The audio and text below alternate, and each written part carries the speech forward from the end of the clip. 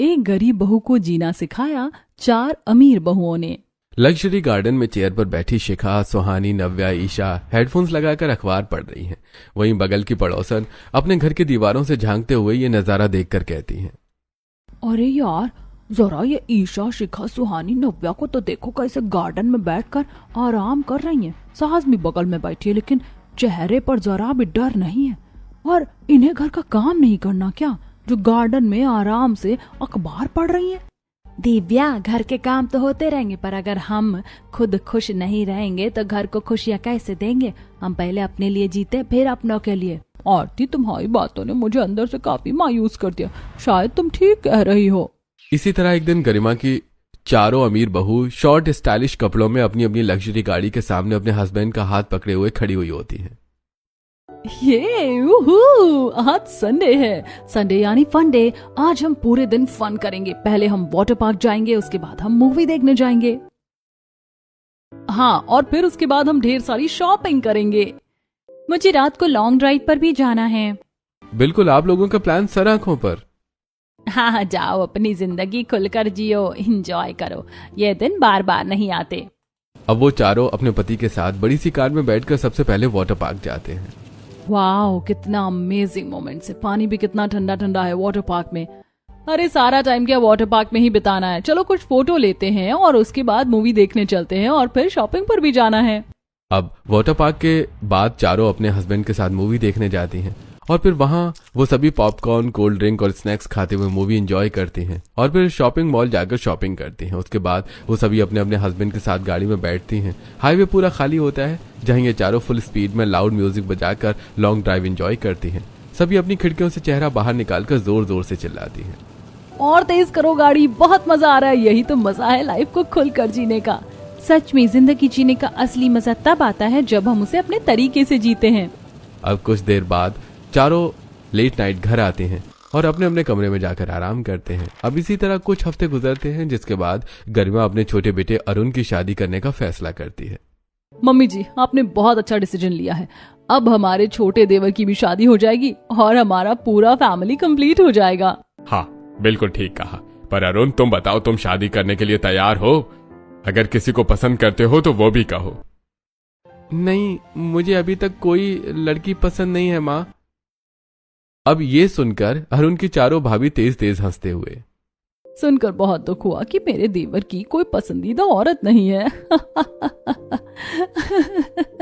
अब तो मुझे भी हंसी आ रही है। ऐसा है भाभी, आप सभी मुझ पर हंसना बंद कर दीजिए, क्योंकि आप लोग भी शादी के बाद ही मेरे भैया की पसंदीदा औरत बनी है। 100 सुनार की और 1 लोहार की। तुम सब मेरे बेटे से मजे ले रही थी, लेकिन मेरे बेटे ने एक बार में तुम सबका मुंह बंद करवा दिया।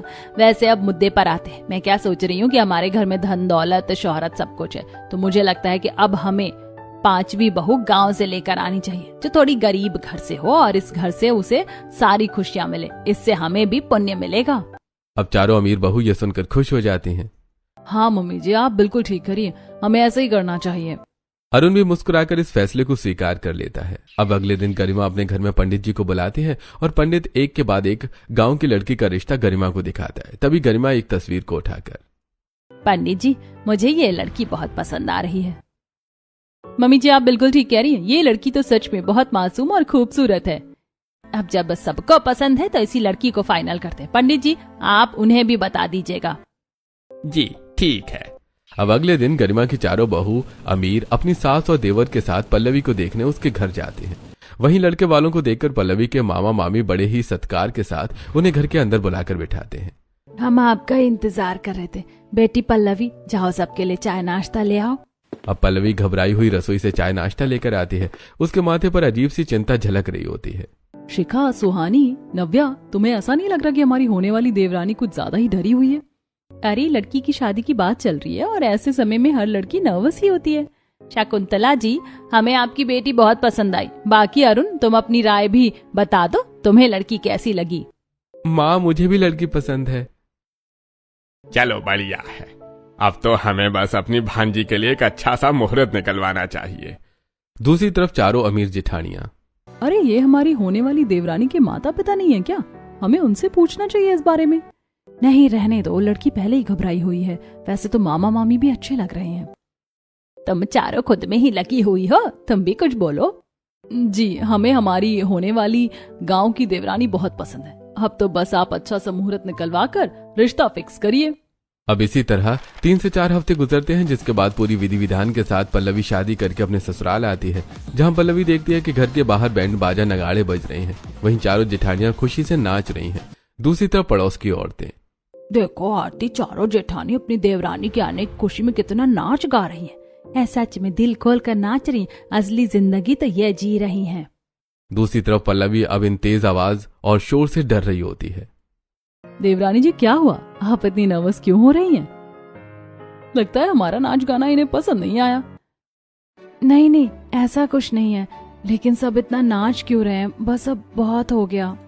अच्छा, आपको दिक्कत हो रही है तो मैं सब बंद करवा देती हूँ, रुकिए। अब चारों अमीर जेठानियां बैंड बाजा बंद करवा देती हैं। अब पल्लवी घर के दहलीज पर आती है। आओ बहू रानी, इस कलश को गिराकर घर के अंदर प्रवेश करो। अब कलश गिराकर पल्लवी अपने ससुराल में प्रवेश करती है। अरुण, जाओ अपनी पत्नी को कमरे में ले जाओ, वो थक गई होगी। अब अरुण अपनी पत्नी को कमरे में लेकर जाता है। पल्लवी, तुम बैठो, मैं अभी आता हूँ।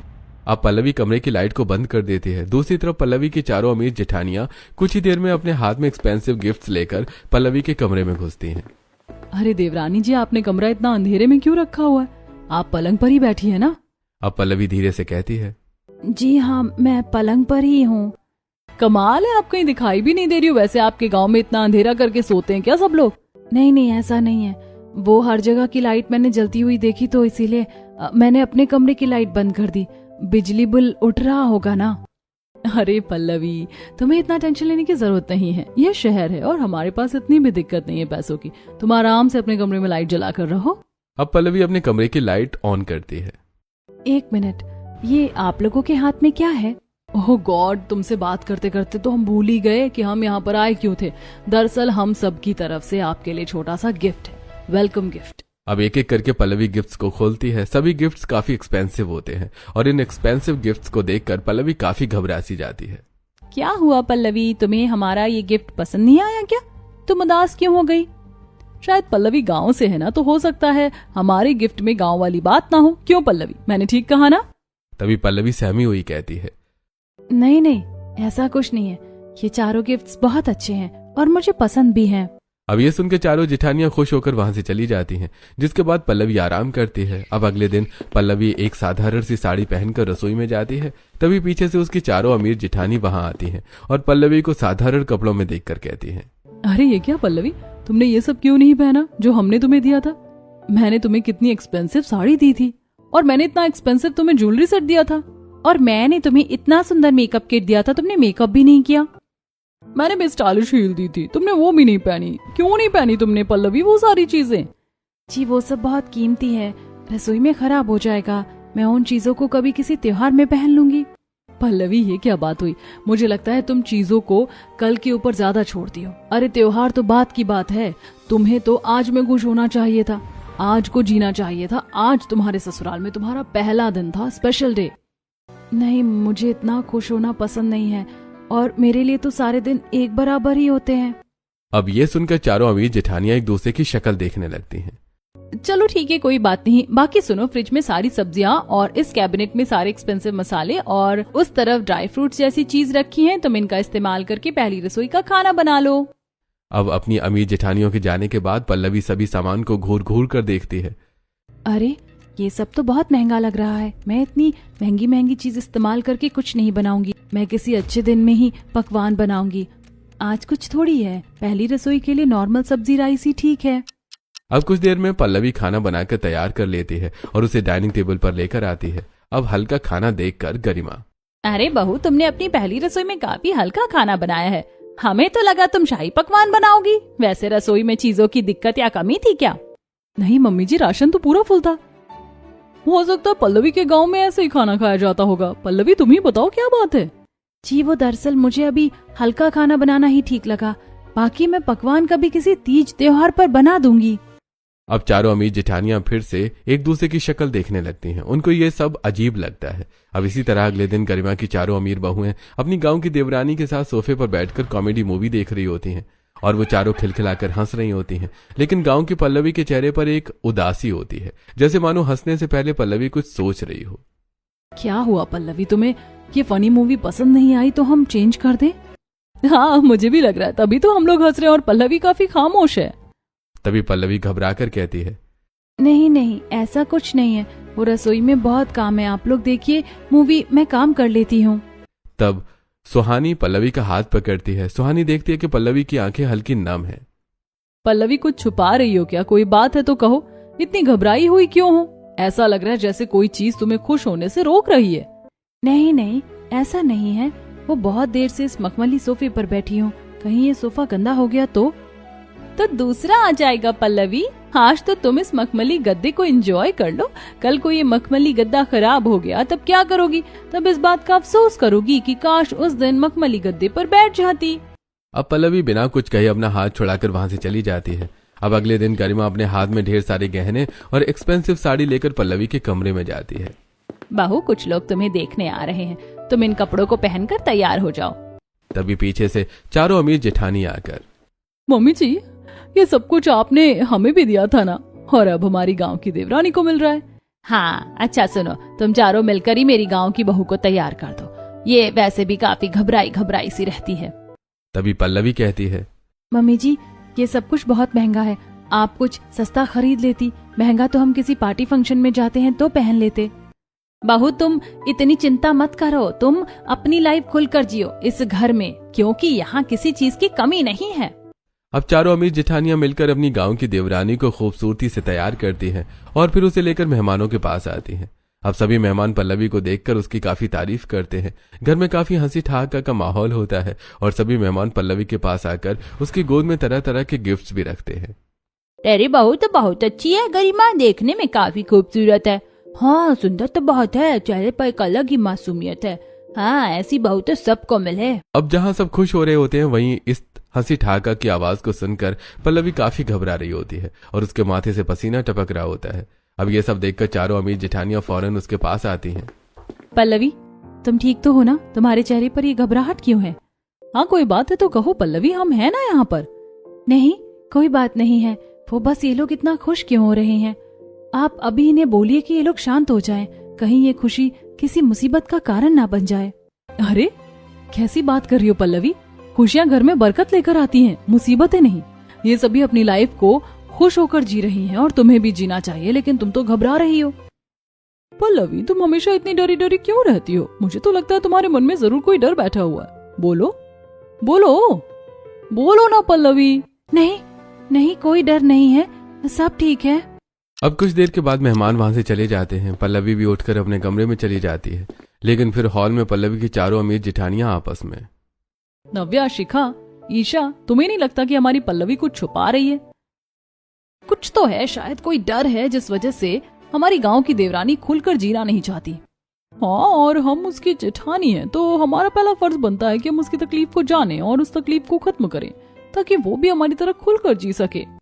हाँ, पर इससे पहले हमें उन्हें जीना सिखाना होगा, और जब वो खुलकर जीना सीख जाएगी तब उनके अंदर का डर खत्म होगा और हो सकता है फिर वो इस डर के बारे में खुलकर सबको बता भी पाए। अब चारों जेठानी एक साथ हाथों में हाथ डालकर कहती हैं, हम अपनी गांव की देवरानी को जीना सिखा कर रहेंगे। अब इसी तरह कुछ हफ्ते गुजरते हैं और एक दिन बाहर काफी सुहाना मौसम होता है। तेज तेज बारिश हो रही होती है, जिसे देखकर चारों अमीर बहुएं खुश होते हुए गार्डन में आकर भीगने लगती हैं। कितना अच्छा मौसम हो रहा है, गर्मी की ये पहली पहली बारिश की बूंदें जो मिट्टी पर गिर रही हैं, तो मिट्टी से कितनी भीनी भीनी सी खुशबू आ रही है। अरे चलो, अपनी गांव की देवरानी को भी लेकर आते हैं। अब चारों अमीर जेठानियां अपनी देवरानी का हाथ पकड़कर उसे बाहर लाती हैं। आओ पल्लवी, इस सुहाने मौसम का आनंद उठाओ। अब पल्लवी घबरा कर, नहीं नहीं, बारिश में क्यों भीगना, हम बीमार पड़ जाएंगे, फिर कितनी महंगी दवाइयाँ आएंगी, और अगर किसी ने हमें भीगता देख लिया तो कल को वही ताने मारेंगे कि हम ही ज्यादा खुश हो रहे थे जिस वजह से हमारी सेहत बिगड़ गई। पल्लवी, 4 लोग क्या सोचेंगे इसकी चिंता तुम्हें क्यों है? तुम अपनी जिंदगी जियो ना, तुम्हें अपने लिए जीना आना चाहिए। चलो फील करो अब इस बारिश को। अब डरती डरती पल्लवी गार्डन में बाहें फैलाकर बारिश में भीगती है और उसे काफी अच्छा महसूस होता है। कैसा लग रहा है पल्लवी? बहुत अच्छा लग रहा है, ये ठंडी ठंडी बूंदें जब चेहरे पर गिर रही हैं तो सुकून मिल रहा है। और ये ठंडी हवाएं जब शरीर को छू कर जा रही हैं तो मन को शांति मिल रही है। मन को शांति तो मिलेगी ही पल्लवी, क्योंकि जब इंसान अपने मन से अपनी जिंदगी को जीता है तो उसको हर तरीके की शांति मिलने लगती है। तुम भी सीखो जीना। अब पल्लवी धीरे से कहती है, आप लोग ठीक कहती हैं। अब इसी तरह अगले दिन चारों अमीर जेठानियां अपनी गांव की देवरानी को एक एक्सपेंसिव मॉल में लेकर आते हैं, जहां पल्लवी हर कपड़ों का टैग देखकर उसे छोड़ देती है। वहीं चारों जेठानियां ये चीज गौर कर लेती हैं और फिर खुद से एक खूबसूरत साड़ी लाकर पल्लवी के हाथ में देती हैं। पल्लवी, जाओ इस साड़ी को पहन कर आओ। नहीं नहीं, ये तो बहुत महंगी है, इतनी महंगी साड़ी क्यों लेना है? नहीं, रहने दीजिए। अब जिद करके चारों अमीर बहू अपनी गांव की देवरानी को वो स्टाइलिश एक्सपेंसिव साड़ी पहनने को देती हैं, जिसे पहनकर पल्लवी बाहर आती है और शीशे के सामने खड़ी होती है। देखो पल्लवी, तुम इस साड़ी में कितनी खूबसूरत लग रही हो, लेकिन तुमने इसे लेने से पहले ही 36 चीजें सोचनी शुरू कर दी। हमें पता है तुम दूसरों के बारे में बहुत सोचती हो, और दूसरों के लिए सोचना अच्छी बात है, लेकिन जो इंसान अपनी ही खुशियों की इज्जत नहीं करता उसे दुनिया भी सम्मान नहीं देती। शिखा बिल्कुल ठीक कह रही है। हाँ, आप लोग ठीक कह रहे हैं, और मुझे भी ये साड़ी बहुत अच्छी लग रही है। अब इसी तरह पल्लवी रसोई में खाना बना रही होती है कि तभी चारों अमीर जेठानी वहां आके, पल्लवी, आज खाना मत बनाओ, आज तुम हम सबके साथ रेस्टोरेंट जा रही हो। हमारे हस्बैंड भी अपने ऑफिस पार्टी में बिजी रहेंगे, मम्मी और पापा भी लॉन्ग रिलेटिव के यहाँ जा रहे हैं। क्या सब कहीं ना कहीं चले जाएंगे तो घर कौन संभालेगा, और फिर इतने पैसे भी खर्च होंगे। मैं घर में ही बना देती हूँ ना खाना। अरे पल्लवी, इतना क्यों सोच रही हो? कुछ नहीं होगा, चलो हमारे साथ फटाफट तैयार हो जाओ। अब सभी लोग पल्लवी को तैयार करके रेस्टोरेंट लेकर जाते हैं। चलो, हम लोगों ने अपनी अपनी पसंद का खाना ऑर्डर कर दिया। अब पल्लवी तुम बताओ, तुम्हें क्या क्या पसंद है? अरे नहीं, आप लोग अपनी पसंद का ही कुछ मंगा लीजिए, मैं उसी में से थोड़ा सा खा लूंगी। ऐसे तो बहुत पैसे बर्बाद हो जाएंगे। पल्लवी, कोई पैसा बर्बाद नहीं हो रहा है, हमारा अच्छा खासा बिजनेस है। हाँ, और हमारे पति इतने पैसे कमा रहे हैं तो उनकी पत्नियां अपनी जिंदगी खुलकर जिए। अब डरते डरते गांव की पल्लवी अपनी पसंद का खाना ऑर्डर करती है, जिसके बाद पांचों ही बहू अपनी अपनी पसंद का खाना एंजॉय करती हुई रेस्टोरेंट में खाती हैं। अब इसी तरह कुछ हफ्ते गुजरते हैं, जिसके बाद एक दिन पल्लवी का पति पल्लवी को मुस्कुराता देखकर कहता है, पल्लवी, अब तुम्हारे चेहरे पर मुझे कभी कभी हल्की हल्की खुशी देखने को मिलती है। पहले तो तुम काफी डरी डरी सी रहती थी। अब पल्लवी ये सुनकर फिर से घबरा जाती है। उसके चेहरे की मुस्कान पल भर में डर में बदल जाती है। तभी वहां आती उसकी चारों अमीर जेठानियां कहती हैं, अरे क्या हुआ, फिर से आपके चेहरे पर वो घबराहट आने लगी? हाँ, अभी तो आप मुस्कुरा रही थी, अब फिर से एक डर दिख रहा है चेहरे पर। पल्लवी, तुम हमसे कुछ छुपा तो नहीं रही हो ना? अरे किस बात का डर है तुम्हें इस घर में, जो तुम हर वक्त डरी डरी रहती हो? हमारी तो पूरी कोशिश रहती है कि हमारी गांव की देवरानी हमेशा खुश रहे, लेकिन फिर भी एक डर है जो हमें बार बार पल्लवी के चेहरे पर देखने को मिलता है। लेकिन ये कैसा डर है पल्लवी, कुछ तो बताओ। जी कोई बात नहीं है, मैं कमरे में जा रही हूँ, मुझे नींद आ रही है। अरे चलो छोड़ो, कोई बात नहीं, कभी इसका मन हुआ तो खुद बता देंगी। अब इसी तरह कुछ हफ्ते गुजरते हैं, जिसके बाद पल्लवी की चारों अमीर जेठानी बाहर लॉन्ग ड्राइव पर जाने का प्लान बनाती हैं। लेकिन जब ये बात पल्लवी को पता चलती है तो पल्लवी कहती है, अरे लॉन्ग ड्राइव पर क्यों? इतनी दूर लंबा सफर, कहीं कुछ हो गया तो? और हम जा ही क्यों रहे हैं? ना तो कोई खुशी की बात है, ना ही कोई उत्सव है, फिर इतना सारा पैसा, पेट्रोल और समय क्यों बर्बाद करना है? पल्लवी, पैसा पेट्रोल तो फिर आ जाएगा, लेकिन तुम हर बार चीज कल के ऊपर क्यों छोड़ती हो? आज में क्यों नहीं रहती हो तुम कल के चक्कर में अपना आज खराब कर रही हो। अरे आज जी लो जितना जी सकती हो, कल किसी ने नहीं देखा है। अब जबरदस्ती पल्लवी को सब अपने साथ सनरूफ वाली कार में बिठाकर लॉन्ग ड्राइव पर लेकर जाते हैं। आगे की सीट पर ईशा और शिखा बैठी होती है और पीछे सुहानी, नव्या और पल्लवी बैठी होती हैं। पल्लवी अपने हाथों से साड़ी के आंचल को मरोड़ रही होती है और उसके चेहरे पर एक डर दिख रहा होता है। क्या हुआ पल्लवी, तुम इतना डरी क्यों हो? देखो विंडो से बाहर कितनी ठंडी ठंडी हवा चल रही है। इतने में ईशा जो गाड़ी ड्राइव कर रही है वो गाड़ी का सनरूफ ओपन करती है। तभी सुहानी और नव्या खड़ी हो जाती हैं। आगे वाली सीट पर बैठी शिखा भी सनरूफ ओपन करते ही गाड़ी में खड़ी होकर बाएं फैलाए हुए ठंडी हवाओं को महसूस कर रही होती है। वहीं पल्लवी ये सब देखकर डर रही होती है। अरे आप लोग ये क्या कर रहे हैं? मुझे बहुत डर लग रहा है। और आप इतनी देर से क्यों हंस रही हैं? इतना खुश मत होइए, बेवजह खुश होना ठीक नहीं होता। कुछ नहीं होता पल्लवी, आओ मेरे साथ। अब पल्लवी को भी सब मिलकर खड़ा करते हैं। अब पल्लवी डर डर कर अपनी दोनों बाहें फैलाती है। उसके बाल अब हवा के झोंके से लहरा रहे होते हैं और उसकी आंखें धीरे धीरे बंद हो जाती हैं। अब गाड़ी को ड्राइव करती ईशा कहती है, पल्लवी कैसा महसूस हो रहा है, बताओ ना। जी मुझे बहुत सुकून मिल रहा है। ये हवा के झोंके तेजी से मुझे छू कर जा रहे हैं। मेरे बाल हवा के रुख में लहरा रहे हैं। ऐसा लग रहा है कि मैं आसमान की एक आजाद पंछी हूँ। हाँ और क्या, अब तुम्हें कोई डर लग रहा है? नहीं, कोई डर नहीं लग रहा। खुद को बहुत आजाद महसूस कर रही हूँ। हाँ, इसी आजादी के साथ तुम खुद को महसूस करो। सोचो कि तुम सारी बंदिशों से दूर हो और अपने लिए जी रही हो। अब धीरे धीरे पल्लवी ये सब महसूस करती है और उसकी आंखों से आंसू गिरने लगते हैं। ये देखकर सब घबरा कर, अरे क्या हुआ पल्लवी, तुम इमोशनल क्यों हो गई? कोई बात है क्या? हाँ कुछ तो है पल्लवी जो तुम हमसे छुपाती हो। हम जब भी तुम्हें जीना सिखाते हैं तुम डर जाती हो, पर क्यों? हमें भी बताओ ना, आखिर बात क्या है? अब पल्लवी डर कर फिर से नीचे बैठ जाती है। नहीं नहीं, कोई बात नहीं है, मुझे अब घर जाना है, चलो घर चलते हैं। अब सभी लोग सवाल जवाब किए बगैर पल्लवी को लेकर घर आ जाते हैं। अब इसी तरह पल्लवी के चारों अमीर जेठानियां छत पर पल्लवी को ले जाकर हंसी ठहाका करना, तो कभी बालकनी में सेल्फी लेना जैसी चीजें भी करती हैं, जिससे पल्लवी अब धीरे धीरे खुश रहने लगती है। अब पल्लवी एक दिन खुद से, मेरी चारों अमीर जेठानियां कितनी अच्छी हैं, उनके साथ रहकर अब मुझे भी खुद के लिए जीने का मन करता है। अब मुझे भी शॉपिंग करना अच्छा लगता है, बाहर घूमना पसंद आता है। लोगों की भीड़ से मुझे अब डर नहीं लगता और अब मुझे अपने आप में काफी हल्का महसूस होता है। पर फिर कभी कभी डरती हूँ ये खुशियाँ मुझे फिर से किसी मनहूस घड़ी का सामना ना करवा दे। अब रात को रसोई में तेज आंच पर सब्जी जल रही होती है, जिसमें से काला धुआं निकल रहा होता है। वहीं पल्लवी जो गैस के पास खड़ी होकर एक गहरी चिंता में खोई होती है। नहीं नहीं, ये सब मैं क्या कर रही हूँ? मेरी अमीर जेठानियों ने मुझे अपने लिए जीना सिखा दिया है, पर ये गलत है। मुझे खुद पर कंट्रोल करना होगा। मैं कभी खुश नहीं रह सकती, खुशी हमेशा तकलीफ देती है। अब पल्लवी अपने में बड़बड़ा ही रही होती है कि तभी चारों जेठानियां वहां आती हैं और वो गैस पर जलता खाना देखकर चौंकती हुई कहती हैं, अरे गैस पर खाना चल रहा है और तुम सामने खड़ी होकर भी बस देख रही हो। पल्लवी, अगर बर्तन में आग लग जाती और तुम्हारा हाथ गैस के बगल में रखा हुआ है, तुम्हें होश भी है? पल्लवी कि तुम क्या कर रही हो? अभी भी एक डर दिख रहा है तुम्हारे चेहरे पर। क्या बात है पल्लवी, बोलो ना, कोई दिक्कत है तो हमें बताओ। नहीं नहीं, वो बस रात को थोड़ी सी नींद नहीं आई थी तो मन थोड़ा परेशान लग रहा है और कोई बात नहीं है। अब इतना कहकर पल्लवी खाने की गैस बंद कर देती है और वहां से चली जाती है।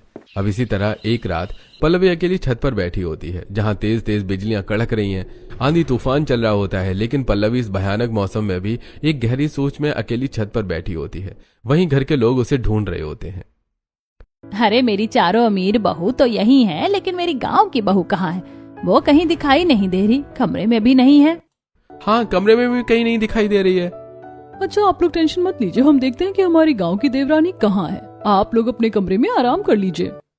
अब चारों अमीर बहू रसोई में, घर के बाहर, गार्डन में, हर जगह चेक करती हैं, लेकिन पल्लवी उन्हें कहीं नजर नहीं आती। जिसके बाद वो चारों छत पर जाती हैं और वहां वो देखती हैं कि इस भयानक मौसम में पल्लवी अकेली एक गहरी सोच में छत के बीचों बीच सिर झुकाए बैठी हुई है। अरे ये पल्लवी अकेली छत पर क्यों बैठी है? मौसम भी खराब हो रहा है, चलो जरा देखते हैं।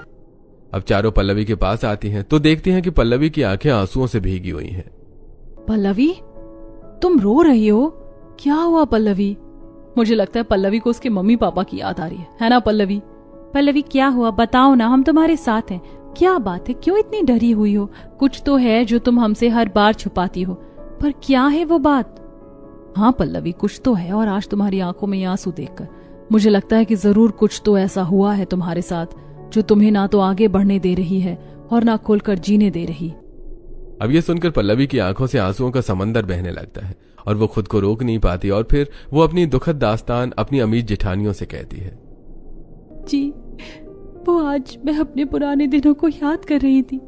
मैं याद तो नहीं करना चाहती थी, लेकिन ये जो डर है ये मुझे कभी उन दिनों को भूलने ही नहीं देता। कैसा डर पल्लवी? जी, ये वही डर है जो मुझे खुलकर जीने नहीं देती। पहले मैं भी आप लोगों की तरह बहुत खुश रहती थी। मेरे मम्मी पापा मुझे बहुत खुश रखते थे। हम लोग अपनी जिंदगी को खुलकर जीते थे, खुलकर खर्च करते थे, घूमते थे, फिरते थे। लेकिन एक दिन मेरे पापा ने एक खूबसूरत पार्टी ऑर्गेनाइज की। बेटी पल्लवी, अपने पिता की यह लग्जरी पार्टी तुम्हें कैसी लग रही है? तुम और तुम्हारे दोस्त अच्छे से एंजॉय तो कर रहे हो ना? हाँ पापा, मैं और मेरे फ्रेंड्स बहुत एंजॉय कर रहे हैं। ऊपर से आपने मुझे जो ये एक्सपेंसिव गाउन दिलाया है ना, इसकी सब तारीफ कर रहे हैं और ऑलमोस्ट लोगों ने तो मेरे साथ पिक्चर्स भी क्लिक करवाई हैं ताकि वो भी ऐसी ड्रेस खरीद सके। चलो, तेरे पापा ने तो हमेशा ऐसे ही खुलकर जीना सीखा है और तुझे भी वही सिखा रहे हैं। तू खुश है तो हम भी खुश हैं। हाँ बिल्कुल, अगर इंसान इतनी मेहनत करे, लाखों रुपए कमाए और खुलकर जिए ही ना, तो क्या फायदा इतने पैसे कमाने का। मैं तो चाहता हूं मैं और मेरा परिवार ऐसे खुश रहकर अपना जीवन जिए। अब आनंद और गायत्री अपनी इकलौती बेटी के साथ स्वादिष्ट पकवान खाते हैं, सेल्फी लेते हैं, काफी खुशी का माहौल होता है पार्टी के अंदर की। तभी अचानक से उस पार्टी में एक बड़ा शॉर्ट सर्किट होता है, जिससे पूरे हॉल में भयानक आग लग जाती है। पल भर में अफरा तफरी का माहौल हो जाता है, सभी लोग वहां से भागने लगते हैं, लेकिन इतने में वो भयानक आग की लपटें पल्लवी के माता पिता के शरीर को छू जाती हैं और खड़े खड़े पल्लवी के माता पिता वहीं जलकर राख हो जाते हैं। पापा कोई बचाओ इन्हें। पापा आप ठीक तो है ना? पल्लवी बहुत चीखती चिल्लाती है, लेकिन उस भयानक आग की लपटों में कोई नहीं जाना चाहता और फिर उसी आग में पल्लवी के माता पिता अपने प्राण को त्याग देते हैं। अब पल्लवी रो रो कर बेहाल हो रही होती है, तभी उसके मामा मामी उसके आंसू को पोंछ कर कहते हैं, चुप हो जा बेटी, शांत हो जा। न जाने किसकी नजर लग गई हमारे परिवार में, ना जाने कौन हमारी खुशियों से जल रहा था। शांत हो जा मेरी बेटी, मैं तुझे तेरे पिता से भी ज्यादा प्यार करूंगा, चुप हो जा तू। अब जहां पल्लवी बेहाल होती है, रो रो कर वहीं पड़ोस के लोग, देख लो भाई, एक झटके में खुशियां जलकर राख हो गई इन लोगों की। इसीलिए कहते हैं जरूरत से ज्यादा पैसा बर्बाद नहीं करना चाहिए खुशियों पर, और ना ही जरूरत से ज्यादा खुश होना चाहिए। सच में जरूरत से ज्यादा खुश होने पर इंसान को दुखों का सामना करना ही पड़ता है। और ये लोग तो हर दिन ही खुश रहते थे, हर दिन अपने तरीके से जीते थे, हमेशा वर्तमान में जीते रहे, भविष्य की चिंता ही नहीं की। इसीलिए तो देखो 1 मिनट में इनकी खुशियां जलकर राख हो गई। तुम्हें शर्म नहीं आती? एक लड़की के माँ बाप गुजर गए और तुम ताने मार रही हो। अब पल्लवी पूरी तरीके से टूटकर बिखर जाती है। यह वो दिन होता है जिस दिन से पल्लवी के दिमाग में डर बैठ जाता है। उसके मामा मामी लाख कोशिश करते हैं उसको फिर से जीना सिखाने का, लेकिन पल्लवी चाहकर भी फिर से जीना नहीं सीख पाती। ये वो दिन था मेरी जिंदगी का जिस दिन मैं बहुत खुश थी, बहुत ज्यादा, लेकिन फिर उन खुशियों ने मुझसे मेरे अपनों को छीन लिया। उस दिन से मैं जीना भूल गई, और अब जब आप चारों मुझे जीना सिखाती तो मुझे डर लगता है कि मैं कहीं फिर से कुछ खो ना बैठूं। अब चारों अमीर बहू ने अपनी गांव की देवरानी को गले से लगाकर कहती हैं, कुछ नहीं होगा पल्लवी अब, और ना ही तुम कुछ खोगी अब। वो एक अनहोनी थी जो बस हो गई, लेकिन उस अनहोनी की वजह से तुम्हारे अंदर जो डर की आग जल रही है ना, तुम्हें उस आग को बुझाना होगा, क्योंकि जब तक वो डर की आग बुझेगी नहीं तब तक तुम खुलकर जी नहीं पाओगी। हाँ, ये ठीक कह रही है। वो डर की आग तुम्हारी जीने की खुशियों को जला रही है, राख कर रही है वो तुम्हें अंदर ही अंदर। हमारी बात मानो पल्लवी, उस डर की आग को अब बुझाकर खुद के लिए जीना सीखो। हम वादा करते हैं इस बार तुम खुद के लिए जियोगी तो तुम्हारे साथ कुछ अनहोनी नहीं होगी। अब ये सब सुनकर पल्लवी को थोड़ी सी हिम्मत मिलती है और पल्लवी धीरे धीरे अपनी आंखों के आंसुओं को साफ करती हुई कहती है, आप लोग ठीक कह रहे हैं, और धीरे धीरे तो मैं जीना सीख गई थी, लेकिन फिर मुझे डर लगने लगा कि मैं फिर से खुश हो रही हूँ, कहीं फिर से मेरे साथ कुछ अनहोनी ना हो जाए। तभी पीछे से गरिमा आती है जो अपनी पांचों बहू की बात सुन लेती है। बहू, सुनकर बहुत दुख हुआ, लेकिन अब तुम्हें बीती बातों को भूलकर खुद के लिए जीना सीखना होगा। बहू, वहां ऊपर देखो, आसमान की तरह, वहीं से तुम्हारे माता पिता तुम्हें आज भी देख रहे हैं, और अपनी बेटी को रोता देख किसी के माता पिता खुश नहीं होते। हाँ मम्मी जी, बिल्कुल ठीक कह रही है। हमारे लिए ना सही, लेकिन अपने माता पिता के लिए तो तुम फिर से जीना शुरू करोगी ना? बोलो पल्लवी। हाँ, वादा करो पल्लवी कि अपने माता पिता के लिए तुम उस डर की आग को बुझाकर खुद के लिए जीना सीखोगी। बोलो पल्लवी। अब धीरे से पल्लवी की चारों जेठानियां पल्लवी की ओर अपने हाथ को बढ़ाती हैं।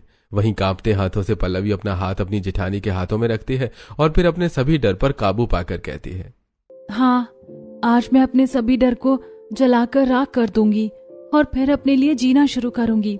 ये हुई ना बात, आखिरकार मेरी चारों अमीर बहू ने मेरी एक गांव की कमजोर दिल बहू को जीना सिखा ही दिया। अब इस दिन के बाद से पल्लवी अपनी चारों अमीर जेठानियों के साथ मिलकर खुलकर जीना सीख जाती है और अपने ससुराल में खुशहाल जिंदगी बिताने लगती है।